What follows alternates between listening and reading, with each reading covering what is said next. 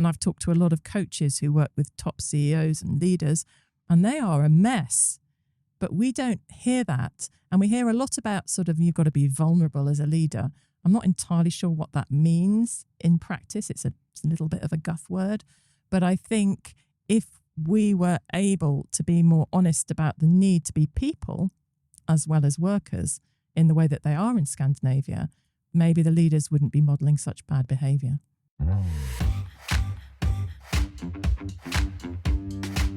Hello and welcome to the Truth, Lies and Workplace Culture podcast, brought to you by the HubSpot Podcast Network, the audio destination for business professionals. My name is Leanne. I'm a business psychologist. My name is Al. I'm a business owner. We are here to help you simplify the science, people, and create amazing workplace cultures. And may we say, listeners, friends, Happy New Year.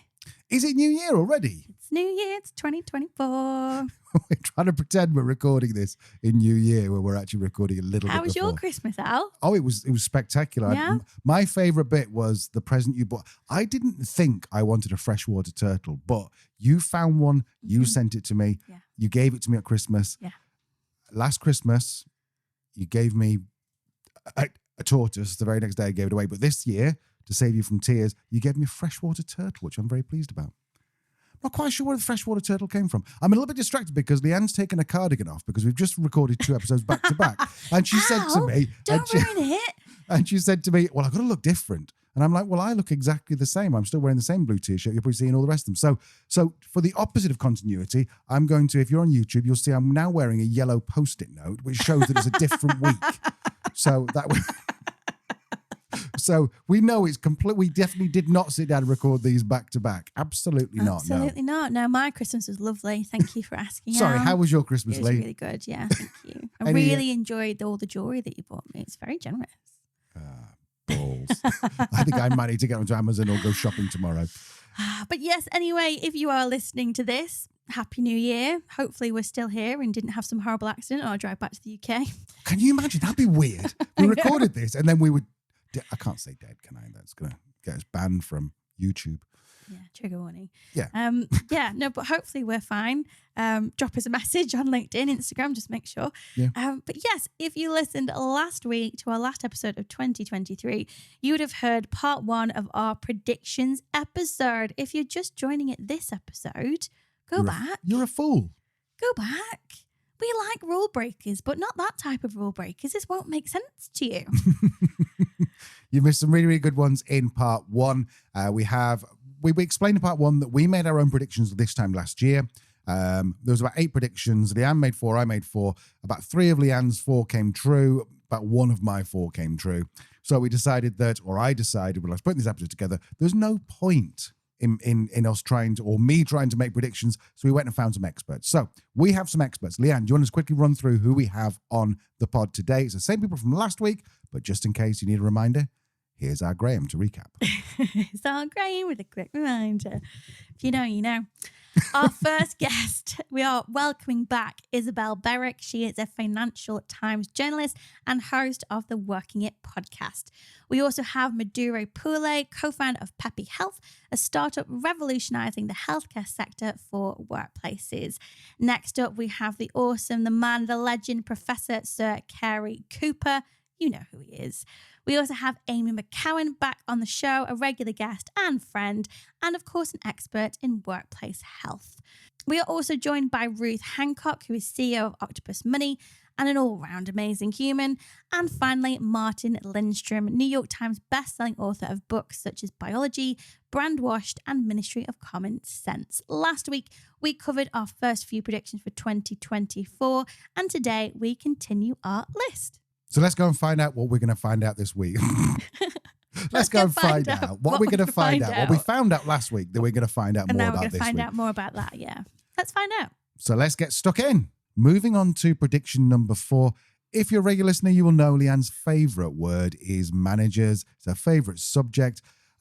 Managers and leaders, our 4th prediction. We predict that you are going to have to step up your game in 2024. Yes. You should have stepped up in 2023. You really should have stepped up in 2022. And actually, think about it. The pandemic was a pretty good time to step up your leadership. But hey, here we are, 2024. If you train your managers If you just do one thing, if you train your managers, your business will thrive. Train your managers to have empathy and genuinely care about their teams. Then you'll more than likely remove 80% of any problems in a workplace. That's why I'm so passionate about helping managers and leaders become amazing managers and leaders. And you can tell how passionate she is because she was banging the table there, and you could probably hear it through the microphone. Sorry. Yeah. That's a nice editing nightmare for me. Thank you, Leanne. So Professor Sir Cary Cooper knows what a great manager looks like, and he suspects that about 60% of managers haven't really got the right skills yet. And if you're a good manager and you're walking the talk, then you're going to hear all sorts of rumors, chat from employees about other employees. Fred's a bit strange these days. He's not really part of the team, all of that. That's what you have to look for. But to do that, you have to be a socially sensitive person. You have to really be a manager. That's what a manager should be. A manager is not just somebody who says, here's our priorities, hit the bottom line.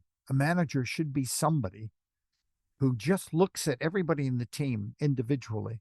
The good news about the pandemic was, I think more managers then knew more about their subordinates and their direct reports than ever before, because first of all, they got worried because they weren't in an office. So I don't see them all the time during the lockdowns. So what did they do? Everybody was doing, or the organization told most managers, and most organizations said, do one-to-ones with your direct reports on Zoom. They told them that. Don't just have a business meeting and then forget the individual because you're not seeing them. Do one-to-ones, but make it less about work and just ask them how they're getting on. Now, a good line manager recognizes a change of behavior. And that's a line manager all the way from shop floor to top floor. This goes all the way up the system. Anybody who's in a managerial role. Okay. So that person is more likely to recognize symptoms in their subordinates and putting arm around shoulder. Al, I've noticed for the last few weeks, maybe month, maybe 2 months, you've been kind of withdrawn. Something's troubling you, isn't it? I just feel it. Is it? What's wrong? And because he's an open person, he or she is an open person, Al is more likely to respond and open up themselves. Because open people who have these social skills are people who are prepared to admit their own vulnerabilities, which enables people they're working with to open up. That's the way you do it. So in the future, what we need is we need to recruit or promote line managers where there's parity between their people skills and their technical skills. They still need technical skills. You got to be a teacher to understand, in a managerial role as a head teacher, to manage the rest of the teachers. You have got to understand marketing if you're a marketing director. But you have to understand that, but you also have to have the people skills. Therefore, if you get the right people in, and here's the problem we have, Al. The problem we have is because we don't have enough of them. I mean, in the years I'm that old, which I can say, in all the years I've worked in organizations, I would say, and I had a university spinoff company, University of Manchester spinoff company, Robertson Cooper. Our work was working with lots of big companies, organizations, hospitals, public, private sector bodies. Okay. I would say that if I was giving an estimate, I'd say if you looked at the managerial pool of most organizations, 40% of managers, wherever they are in the hierarchy, have these skills naturally. Luckily, they have the good people, social, interpersonal skills. 40% are trainable. There is a problem that about 20% are untrainable. They shouldn't be in a managerial role. They just have a personality that makes it difficult for you to train them. Right? The more we recognize that, so the problem we have in most organizations, in my view, is we have to deal with the cohort we currently have, the 40-40-20. 40's fine, no training needed. 40, training. 20, find another role for them. but take them away from people, whatever you do. They're technically maybe very competent. That's fine, but don't give them a managerial role. Find a vehicle to put them into a part of the organization where you can benefit from their technical skills, but get them away from human beings. Isabel, our Financial Times journalist and podcast host, completely agrees. They're right at the top in this country. CEOs are appointed who have no experience at all in their sector. During the pandemic, all sorts of people were appointed to NHS task forces who were not experienced. I find this extraordinary. I think it's because management and leadership have never really been core to what we think of in British business, and it affects productivity. And it's particularly bad in small businesses. And I think there are lots of organisations trying to tackle this. But there are all sorts of, issues that make us as Brits particularly prone to these problems. And also, I mean, part of the thing about being British is it's great. We don't take ourselves particularly seriously. It's funny.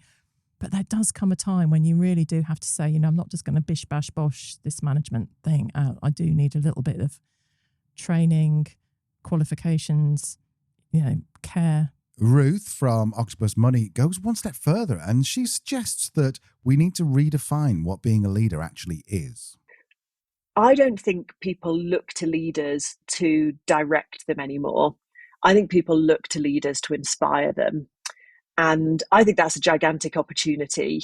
And it builds on all those trends that we've all talked about for years, which is how do you empower people? How do you create a mission for your organization? How do you communicate effectively with them?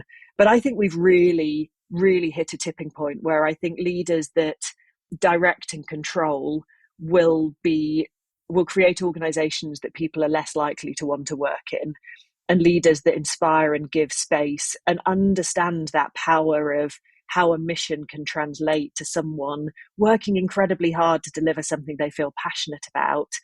The power of that, I think, will become clearer and clearer. So I think we might see that that talent flocks not necessarily to the latest definition of hybrid versus in-office working, which will continue to be a conversation. It will flock to what's the culture and leadership of the organisation, and do I feel like I can do my best work there? And Professor Sir Cary Cooper suggests that maybe the answer lies in us looking east. You know why the Japanese have been very successful for so many years? Because managers' roles very different from what we have in the West. By the way, I don't think we can shift to a Japanese model, but I've worked in Japan a couple times. A manager's role is to talk to their employees about a problem and get them to solve the problem, take the solution to that problem up to the next level. It's not the manager to sort it.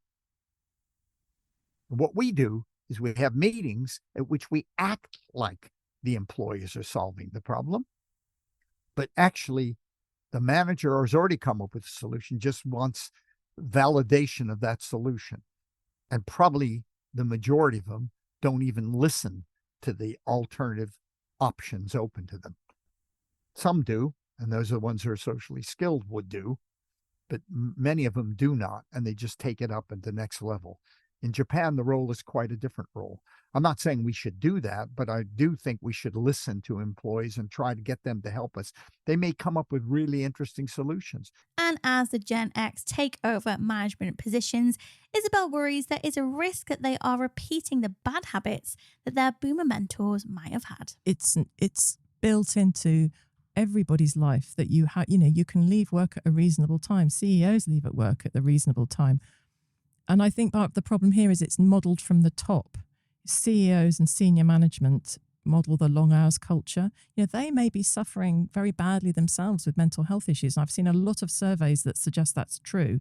And I've talked to a lot of coaches who work with top CEOs and leaders, and they are a mess. But we don't hear that. And we hear a lot about you've got to be vulnerable as a leader. I'm not entirely sure what that means in practice. It's a little bit of a guff word. But I think if we were able to be more honest about the need to be people as well as workers in the way that they are in Scandinavia, maybe the leaders wouldn't be modelling such bad behaviour. Talking of Gen Z. Yep, our next prediction is around Gen Z, but let's just summarise where we're at so far. So far our predictions are: number one, flexible work will still divide the business world. Number two, employees will demand a more equitable healthcare plan, easy for me to say. Number three, financial healthcare is going to be even more important in 2024. And number four, managers and leaders need to up their game. Our fifth prediction is not really a prediction. It's actually just more a reminder. Yes. Sit down. Listen to this. If you're doing something else while you're listening to the podcast, just stop for a minute, okay? Take this in. Within the next 5 years, Gen Z will make up over a third of all people of working age. Let that sit for a minute. Mm-hmm. We cannot afford to ignore them. We can't afford to ignore them when we're planning our workplace for the future. However, a fair number of perhaps older people in the workplace seem to think that this generation are lazy. Isabel explains they have misunderstood this entirely. Oh, no, not at all. They're not lazy. They are picky. And that's very different. I think when you see Gen Z coming into the workforce, what they want is connection and they want trust. And I can see it in people I know myself. And I think those are great things. The issue is that it clashes with existing work culture. So the challenge of the next 5 years will be for millennial managers, Gen X managers, some boomer managers to say who's coming in and how do I adapt? And that's a hard thing to think because actually, I'm in charge. Why should I adapt? But I think the issue that a lot of managers have with Gen Z is that they are terrified. They're terrified of being cancelled. They are terrified of saying the wrong thing. And if you just flip that around and think what Gen Z want is to be able to trust you, is to be able to think that you have integrity and that you are going to help them in their career. I think it's a much easier way to look at it and it's much less fearful. Ruth from Octopus Money says that we need to be much more agile with our planning in 2024. So I think we've come through an interesting sort of talent cycle over the last year where we went from probably this time last year where I think people were moving jobs more than I've seen in maybe the last 10 years of my career. And then it feels as if in 12 months, we've come to a stage where people aren't moving around much at all right now. And I think we'll see that normalize a little bit. But I think it means that having swung from a really hot talent market to a much less hot talent market, I think really the theme, I think, for people functions will be agility. Things are changing much more quickly than I saw them change over the last 5 or 6 years where we had a relatively benign economic environment. And I think people functions can often work on annual timescales of I'm going to plan my benefits, I'm going to think about what my interventions are this year. I would argue you've got to be more agile than that. I would argue you've got to be planning on a quarterly basis. You've got to be thinking much more regularly. What is really going to work as the world around me changes quite quickly? And how can I engage people given that the context has probably changed from when I last thought about this 2 or 3 months ago? So if it's one thing, I think that's what I'd focus on. It's shorten your planning cycle, be more agile, be prepared to change as quickly as the world is. Martin Lindstrom, the author of multiple best-selling books and one of my personal favourites, The Ministry of Common Sense, explains it perfectly. Yeah. Well, it sounds fluffy. And I didn't believe in purpose until, I think, 10 years ago. And I think the reason why I didn't believe in purpose was because quite often we would have a vision statement in the reception hanging up there, a bit of dust on top of it. Or we would look at the annual report and we'll start with some vision or some purpose statement. And it would ring hollow. You would feel it would be sort of a piece of makeup put on top of something like veneer. But what happens is that Generation Z or Z are looking at their parents now, and their parents are my age. And they'll look at the gray hair, they'll look at how it's a worn out generation which have been working the whole life, striving towards getting a higher title, more power, earning more money. And they would have looked at their degree of depression and anxiety. And they would have said to themselves, I don't want to do that. I don't want to be like my dad or my mom or my parents. And that's where we see this Generation Z now. They are increasingly saying to themselves, I want to go against that. In fact, I don't want to collect assets. like they did, the more I collect, the more happy I am, meaning consumption. I want to collect memories and experiences instead. I want to rent things. Um, if companies do not take that into account and they place you or anyone of Generation Z or Z in front of a screen, and now they have to hammer away 8 to 10 hours, where 65% is bureaucracy, you can be pretty sure the loyalty is basically zero. And the new employer out there is just a link away. So, what I think is really important for organizations is to build a purpose into it, which is fundamentally true and which resonates with this generation. And if you can do that, if you go to work and you're not just doing it because you're earning money, but you're doing it because you change the world a little bit, you change people's happiness level a little bit, you make people more happy or more content, then I think you will attract a lot of people. And you better get going with this, because this is just the beginning. I fundamentally believe that companies in the future cannot survive if they're not supporting the environment, if they're not supporting equality, if they're not having a purpose. If those factors are not ticked, there would be all dinosaurs just fading away slowly. So our fifth prediction is a reminder: Gen Z are literally the future of our workplace. What's number 6, Lee? When I was researching Ruth before our chat, I noticed that she talked a lot about social mobility and the impact this has on diversity. And the more I looked into this and thought about the implications of the cost of living crisis, I realised this is something we're just not talking about enough. So I asked Ruth to explain what it is and why it's being overlooked. Yeah, for those who aren't very familiar with social mobility, it's really the extent to which your background, the family you grew up in, impacts your long-term prospects. So one way that workplaces increasingly measuring social mobility is asking employees what was the occupation of the main earner in their household when they were 14.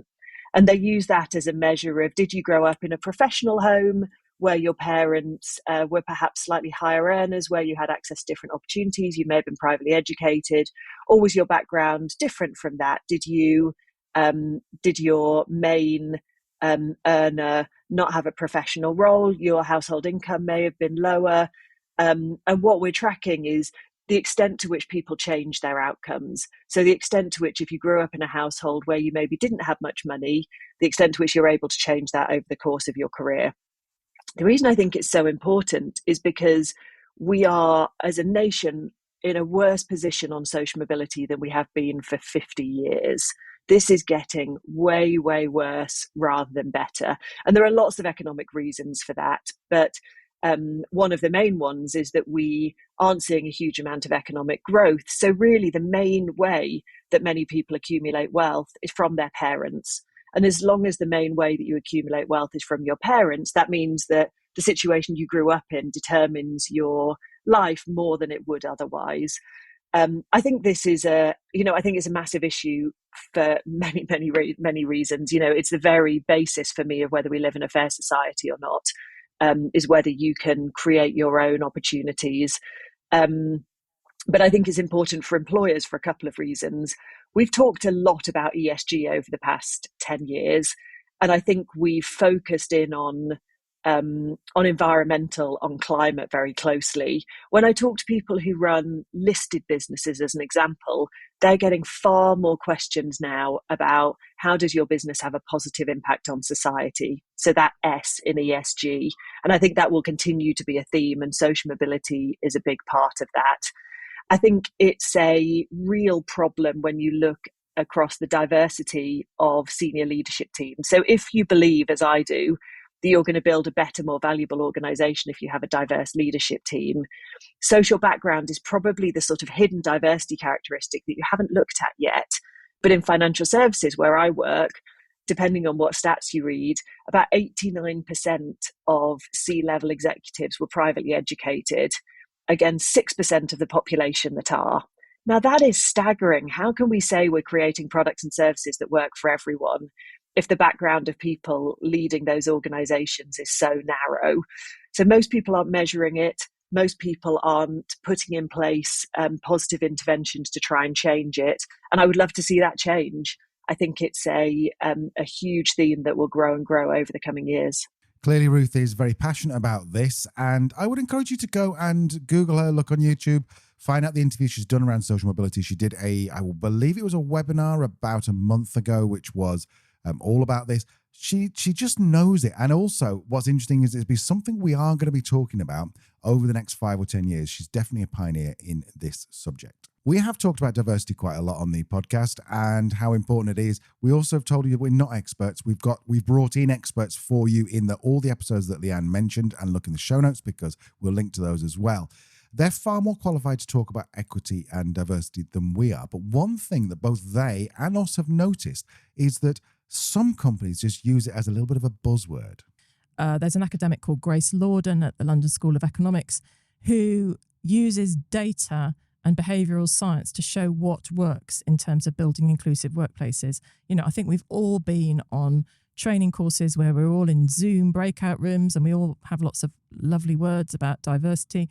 But Grace and her team at LSE are looking at what works, how long-term change can be affected, and what stands in its way. I mean, I don't think there's any other way to go forward. Yes, diversity and equity is so important. And when you add the problem that leadership still skews towards men, it's even more important to ensure your team is made up of people from lots of different backgrounds. Ruth from Octopus Money explains this beautifully. You know, I hope we're on an improving trajectory. And I think that diversity is one of those things where you can hit a tipping point. So we all know that someone said this to me in a brilliant phrase: if you can't see, you can't be. We know the importance of role models. So the more you see people like you in leadership, the more you think that's something you can achieve and the more it's something you strive for. So logic says you hit a tipping point that when there are enough women in leadership, more women believe they can get there. And given that we've made some good strides in improving gender diversity in leadership, clearly not enough, but we've made some good strides, you hope that that will become reinforcing and that more people, more women, more people from minority backgrounds will see people like them. And that doesn't mean you're from the same community, you're from the same gender necessarily, but someone you can identify with, which you're way more likely to see in a diverse leadership team than in a less diverse one, will make you believe. And I think individuals who have come through that also develop a much greater sense of responsibility to mentor people who they see perhaps experiencing some of the barriers they did. So that should reinforce itself. And I hope we'll see a continued improvement. But we all know we've got an awfully long way to go and it's still moving relatively slowly. So these are our 6 predictions from our expert panel for 2024. Lee, do you want to go first? Yes, 2024, the office versus remote versus on-site debate will continue.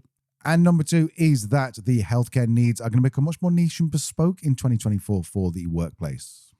Number 3, financial well-being will really ramp up in terms of conversation and particularly what we can do to improve the financial health of our workforce. Number 4 is that managers and leaders, we need to step up our game in 2024. Things are never going to be the same again. Number 5, never mind holidays coming. Gen Z are coming, friends. We need to be ready. And number 6, diversity continues to be important, but there's a new aspect, social mobility, which you need to know a little bit about. Lee, I feel like we've covered those the 6. I have a feeling you might have a little bonus, number 7, perhaps. Yeah, and I think it underpins all of the above, really. So it's not really a prediction and more of an observation. If you could only improve one thing in your workplace in 2024, I'd suggest it is empathy. Managers are better when they are empathetic. Teams work better when members show empathy towards each other. Customers are happy when we're more empathetic to their needs. The whole remote working argument would lose so much steam if we also showed a bit more empathy towards our fellow team members. Here's Martin Lindstrom to sum it all up. Well, it is a problem for multiple reasons. And one of them is when you remember the correlation between empathy and common sense. We live in a world where we don't look each other in the eyes as much as we did in the past, whether I'm on the phone, so you don't see people on the street, or right now, I don't see you in the eyes and you don't see me in the eyes, really. I'm looking at a lens. So we're losing eye contact. And eye contact in meetings is a buffer. So when you sit in a meeting and you're 10 people and you come up with a crazy idea, there's no way you can gather the feeling of if people like it or not if it's in a Teams meeting. If you just pause for 5 seconds, the first thing people will say is, you're on mute, unmute. So we can't even think, we can't even reflect. People with an introvert can't even attend because there wouldn't be like a machine gun talking, right? So empathy is slowly declining, and we've never seen such a big decline as we saw during COVID-19. But even before, you would have noticed that one experiment done over 10 years showed a decline among Generation C of 65%. And so empathy, the ability to feel with other people, is disappearing. We build walls. We survive and thrive in small bubbles, which are self-fulfilling prophecies.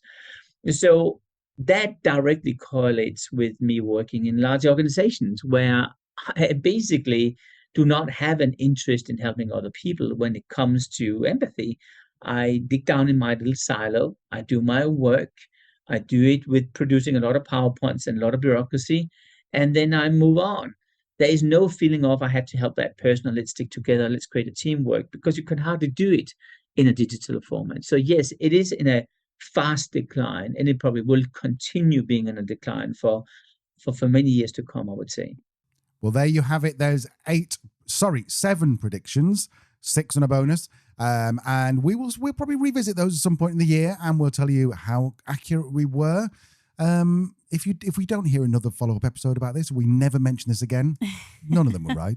But to be fair, they weren't our predictions, they were experts' predictions. Yeah, I feel much more confident in this year's predictions than last year's predictions. Yeah, I put money on this year's. I definitely would not have put money on last year's.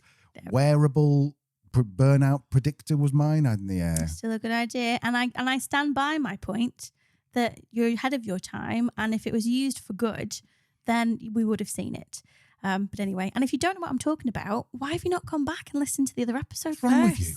You're crazy. This new year's gone to your head.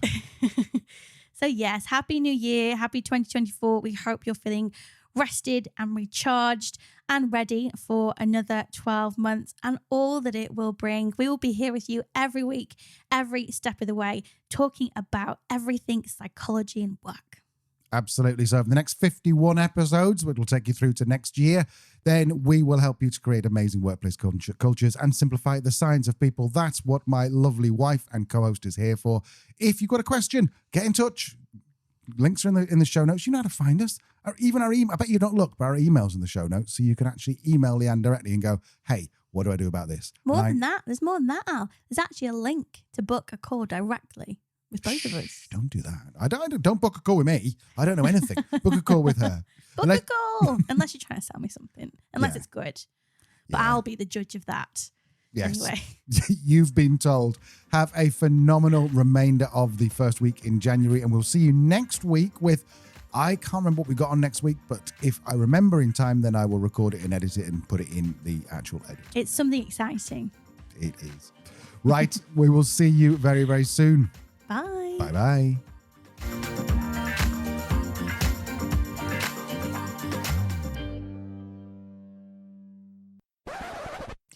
Number 2, the bespoke health place, workplace and thingy. There's another outtake. Well done, Al.